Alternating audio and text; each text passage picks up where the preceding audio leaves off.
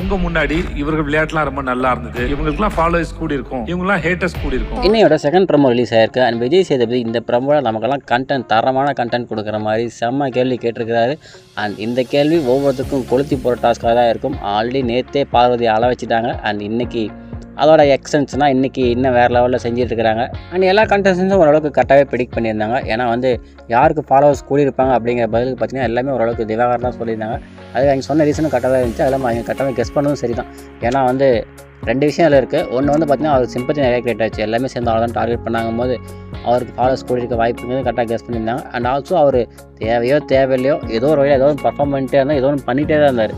So கண்டிப்பாக அவர் followers கூடிங்கன்னு சொல்லிட்டு கண்டஸ்ட்லாம் guess பண்ணது கரெக்டு தான். ஃபாலோவர்ஸ் யாருக்கு அதிகமாக இருப்பாங்கன்னா நான் திவாகரன் நான் சொல்கிறேன். ஆனால் திவாகர் அவங்கள சொல்கிறேன். அடுத்ததாக FJ எழுந்து திவாகருக்கு ஃபாலோவர்ஸ் கூடியிருப்பாங்க அப்படின்னு சொல்கிறது மட்டும் இல்லாமல் இன்னும் கூடுதலாக ஒரு அட்வைஸ்மே ரொம்பவே தேவையான அட்வைஸ்மே கொடுத்தாரு. அது என்னென்னா அவர் இன்னும் தனித்து விளையாடானா இன்னும் நிறையா ஃபாலோவர்ஸ் கூடுவாங்க அப்படின்னு சொன்னார். இங்கே அவர் யாரை மீன் பண்ணுறாரு அப்படின்னு பார்த்தீங்கன்னா எப்பயுமே சுதாகர் அண்ட் விஜய் பார்வதி அண்ட் கலையரசன் இவங்க 3 பேர் தான் ஒரு டீமாக விளையாடுறாங்கன்னு சொல்லிட்டு இந்த வீக்கில் நம்ம பார்த்துருக்கோம்.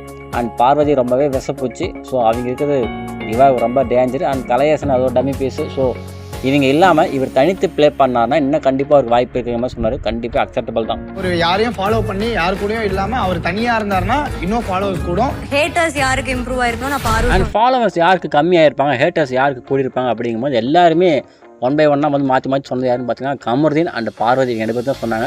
நேற்று சொன்ன போட்டோ அடிக்க பார்வதி உட்காந்து அழ ஆரம்பிச்சிட்டாங்க. நான் வந்து இங்கே வந்துருக்கக்கூடாது, வாண்டா என்னை உள்ளே எடுத்து வந்து வச்சு என்னை அடிக்கிறாங்க அப்படின்னு சொல்லி பார்வதி புலம்பியிருப்பாங்க, பார்த்துருப்பீங்க.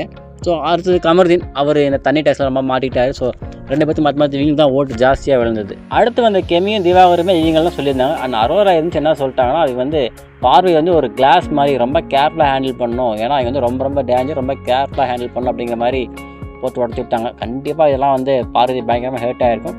அண்ட் கண்டிப்பாக இன்றைக்கி பெரிய ஒப்பாரி உண்டு அப்படின்னு நினைக்கிறேன். அவங்க ரொம்ப கேர்ஃபுல்லாக ஒரு கிளாஸ் மாதிரி ஹேண்டில் பண்ணும். பார்வதி நினச்சிட்டு இருந்திருப்பாங்க நம்ம எல்லா இடத்துலையுமே கருத்தை வைக்கிறோம், நம்ம எல்லா பிரச்சனையும் வந்து நம்ம சால்வ் பண்ணுறோம், நம்ம எல்லா இடத்துலையும் போய் இருக்கிறோம். ஸோ நம்ம பேர் ரிஜிஸ்டர் ஆகிருக்கும், நல்லபடி நமக்கு ஒரு நல்ல பேர் கிரியேட் ஆகிருக்கும், ஓட்டு நிறையா விழுவும் சொல்லி நினச்சிட்டு இருந்திருப்பாங்க. பட் அவங்க கிரியேட் ஆனது எல்லாமே நெகட்டிவ் இமேஜ் தான். வெளியே மட்டும் இல்லைங்க, உள்ள கண்டஸ்டன்ஸுமே அதை தான் ஃபீல் பண்ணுறாங்க.